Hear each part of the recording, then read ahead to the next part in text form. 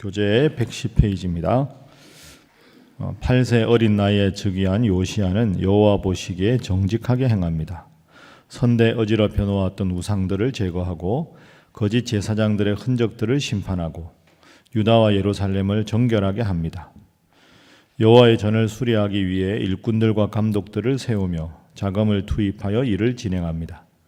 그 와중에 제사장 hil기야가 오래된 여호와 율법책을 발견합니다. 그 율법책을 왕 앞에서 낭독하여 읽을 때 요시야 왕은 자기 옷을 찢으며 회개를 선포합니다. 그리고 유다와 예루살렘의 모든 장로들을 모으고 수많은 백성들 앞에서 발견한 언약책의 말씀을 듣게 합니다. 더 나아가 요시야 왕은 이 말씀대로 하나님께 순종하고 살 것임을 선포하였고 모든 백성들도 순종할 것을 결단합니다. 이렇게 요시야의 사는 날 동안 영적인 부흥과 바른 통치가 실현됩니다. 오늘은 방금 교재에서 읽으신 대로 유다의 왕 요시야에 대한 내용입니다. 요시야는 오늘 본문에 보지만 하나님 앞에서 선한 왕이었습니다. 그래서 이 남유다의 왕이 총 20명이 있는데 20명 왕 중에서 그 하나님 앞에 선하게 인정받은 왕이 대략 4명 정도 있습니다. 아사가 있고 여호사밧이 있고 우리가 읽었던 히스기야, 아사, 여호수아, 히스기야, 그 다음에 오늘 본문의 요시야 왕입니다. 요시야 왕은 딱 처음에 읽으면 특이사항이 아주 어린 나이에 왕이 됐죠. 8살에 왕이 됐습니다. 요시야 왕보다 좀 더 일찍 왕이 된 왕이 있긴 합니다. 이름도 비슷한데요. 요아스라는 왕은 7살에 왕이 됩니다. 근데 이 요시야는 8살에 참 어린 나이인데 요즘으로 하면 초등학교 1학년 아닙니까? 그 나이에 이제 왕이 되었습니다. 자, 그런데 어떻게 이렇게 하나님 앞에 훌륭한 왕일까? 오늘 본문의 첫 번째 기도 제목은 신앙의 굳센 의지를 갖게 하소서 하는 기도 제목입니다. 굳센 의지를 딱 가지고 마음의 심지를 하나님께 향하고 신앙생활하는 것, 그것이 참 소중하다 하는 것을 평생의 삶을 통해 보여준 것이 이 요시야 왕입니다. 자, 1절 말씀 우리 함께 읽어봅니다. 자, 1절 시작. 요시야가 왕위에 오를 때 나이가 8세라 예루살렘에서 31년 동안 다스리며. 아멘. 자, 8세 왕이 되었습니다. 2절에 보면 총평을 하지요. 요시야의 왕위를 여호와 보시기에 정직하게 행하여 그의 조상 다윗의 길로 걸으며 좌우로 치우치지 아니하였다. 그런데 여러분, 이 일이 참 어려운 일입니다. 자, 왜 어려우냐 하면 할아버지가 므낫세죠. 므낫세가 55년 동안 아주 악한 일을 행했던 왕입니다. 므낫세 왕. 그리고 어제 본문 21절 이하에 보면 아버지가 아몬입니다. 아몬. 그러니까 므낫세도 아몬은 2년 다스렸으니까 57년 동안 이 나라는 모든 사신 우상을 섬기던 나라입니다. 그러면 57년 동안 하나님을 버리고 우상을 섬겼다는 말은 모든 백성들이 우상을 섬겼다는 말입니다. 그러면 이 요시야가 왕이 8살이 됐으면 이 요시야 왕을 섬기던 원로 대신들도 우리가 추정을 해보면 다 우상을 섬기던 사람들입니다. 그런데 왕이 아주 지혜롭고 나이가 그래도 한 20, 30년 최소한 돼서 강단이 있고 자기 의지대로 나라를 운행해 나갈 수 있는 나이가 아닙니다.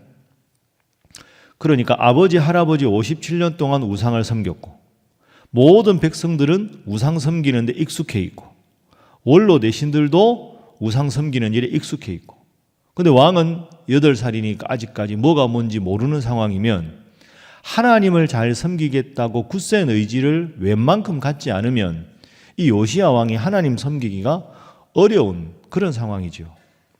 그리고 또 하나 생각을 해보면 역대하에는 이 요시야 왕의 어머니 이름이 나옵니다. 어머니 이름이 여디다라는 여인이거든요.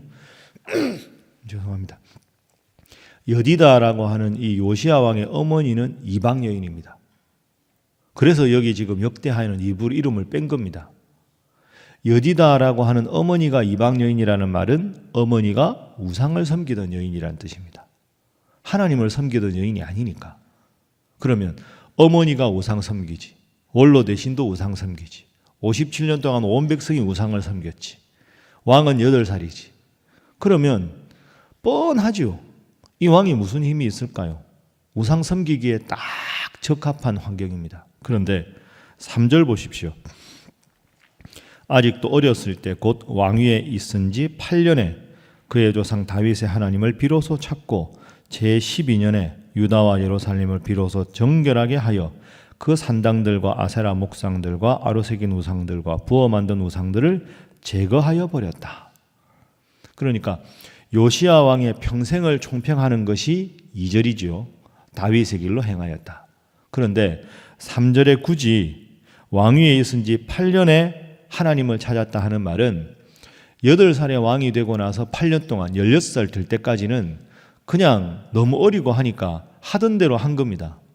그러다가 자기 의식이 딱 생기기 시작하던 16살 때부터 이건 아니다, 하나님 섬겨야 한다 하고는 하나님의 길을 찾고 그때부터는 평생 하나님을 잘 섬긴 사람이 요시야 왕입니다. 자, 어제도 우리가 말씀을 묵상했지만 환경이 이러이러해서 환경에 매몰되는 사람이 있고 환경이 아무리 부적합하고 어려워도 환경을 딛고 하나님 앞에 서는 사람이 있는데 그 대표적인 인물이 요시야 왕이라고 할 수 있습니다.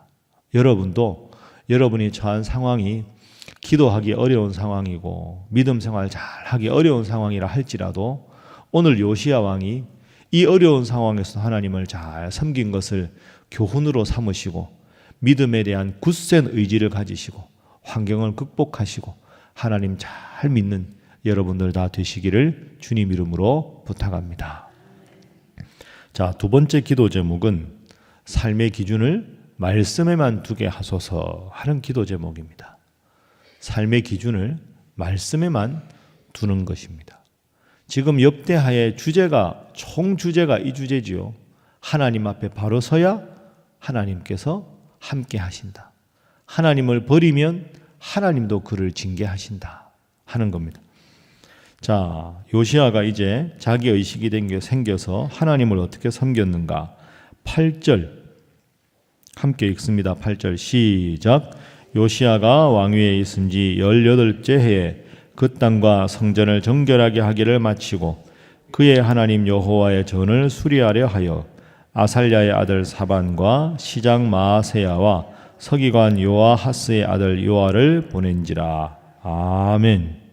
자, 왕이 된 지 18년이 지난 다음에 그 땅과 성전을 정결하게 한 다음에 하나님 앞에 예배드리는 성전을 수리하려고 합니다. 그런데 하나님의 성전을 이렇게 수리하다가 아주 귀한 것을 발견하죠.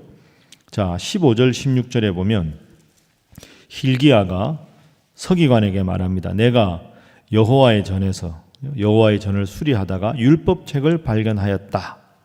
이렇게 말합니다.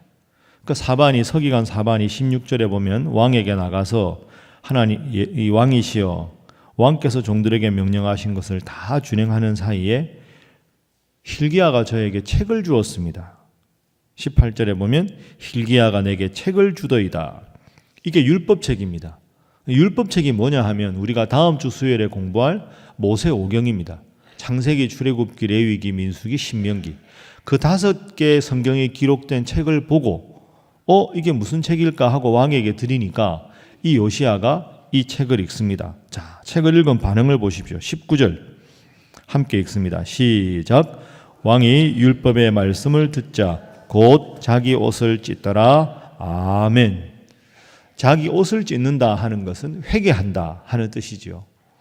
그러니까 요시야가 지금 하나님 앞에 열심히 거룩하게 살아간다고 했는데 그것에 대해서 이 정도 하면 되겠지 하고 생각을 하고 열심히 하고 있다가 성전을 수리하다가 율법책을 우연히 발견해서 그 율법책을 왕에게 드리니까 이 요시야가 그 말씀을 읽다가 내가 말씀대로 바로 서야 하는데 아직 부족함이 있구나 하고 느끼고는 옷을 찢으면서 말씀 앞에 스스로를 돌아보는 거죠. 여기서부터 진정한 개혁이 시작됩니다. 그러니까 항상 말씀드리지만 말씀에 비추어서 스스로를 돌아보는 것이 복된 인생이고 그냥 다른 사람들 이 정도 하니까 이 정도는 되겠지 하는 데서부터 타락이 시작되는 거죠. 이 요시야 왕이 훌륭한 이유는 말씀을 발견했는데 그 말씀을 발견한 것으로 그치는 게 아니라 말씀을 읽고 자기 삶에 비추어서 이 말씀대로 살아가지 못하는 스스로를 회개했다. 그게 중요합니다. 거듭 우리가 교훈으로 알지만 우리가 늘 말씀을 읽고 말씀에 비추어서 우리의 삶을 회개하고 결단하고 실천하는 여러분 다 되시기를 주님 이름으로 축복합니다. 자, 마지막 세 번째 기도 제목은 온 교회가 말씀으로 하나 되게 하소서 하는 것입니다. 온 교회가, 여러분의 가정으로 말하면 온 가족들이 이렇게 말할 수 있겠죠. 자, 이제 이 책을 읽고 자기 옷을 찢은 다음에 요시야가 어떻게 행동했는지 보시지요. 29절 넘어갑니다. 자, 29절. 왕이 사람을 보내어 유다와 예루살렘의 모든 장로들을 모읍니다. 여호와의 전에 올라가며 유다 모든 사람과 예루살렘 주민들과 제사장들과 레위의 사람들과 모든 백성이 노소를 막론하고 다 함께 하였습니다.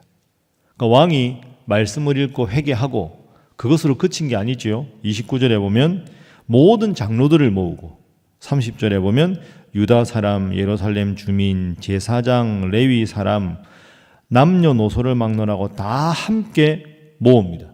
그리고 하나님 말씀을 듣습니다. 그러니까 요시야만 말씀을 읽고 회개한 게 아니라 야, 이거 말씀대로 나라가 바뀌어야 되겠다. 그래서 왕, 그 다음에 장로, 제사장, 서기관, 남녀노소 모든 백성들까지 이 말씀을 함께 읽고 말씀으로 하나가 됩니다. 그러니 하나님께서 이 나라를 그리고 요시야의 치세에 복을 아니 주실 수가 없는 것이죠.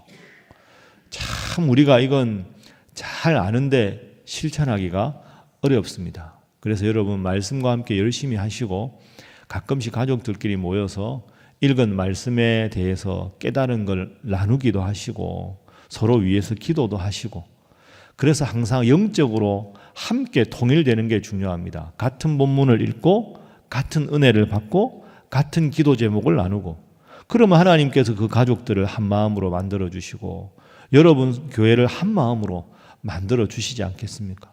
무엇으로 이 거친 세상을 살아가겠습니까? 말씀에 비추어 스스로 바로 서고 그리고 모든 사람들에게 말씀을 함께 읽고 나눌 때 요시야의 지세가 평탄해진 것 꼭 이 새벽에도 기억하시고 항상 부부가 같이 말씀도 읽고 아이들과 말씀도 읽고 읽은 은혜를 나누고 그래서 말씀이 여러분을 변화시키고 가정을 변화시키고 교회를 변화시켜서 더욱더 복받는 여러분의 가정, 우리 교회 될 수 있기를 주님 이름으로 축복합니다. 함께 기도하겠습니다. 하나님, 말씀에 비추어 제 삶을 살게 하시고 우리 가정이, 우리 교회가 말씀 위에 든든히 서게 하여 주옵소서. 위에서 기도하시고 또 어제부터 새로 시작된 베다니반을 통해서 더욱더 교회가 말씀 위에 바로 서게 하옵소서. 또 어제 3월 6일부터 사순절이 시작되었습니다.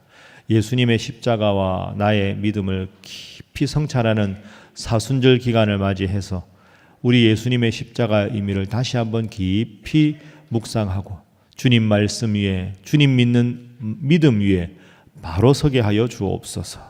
그리고 혼탁하고 어지러운 이 나라 정세를 위해서, 이 어렵고 심각한 환경 문제를 위해서, 우리 남북의 통일을 위해서 다 함께 주님 앞에 기도하겠습니다. 주여 믿습니다. 주여 믿습니다. 주여 믿습니다.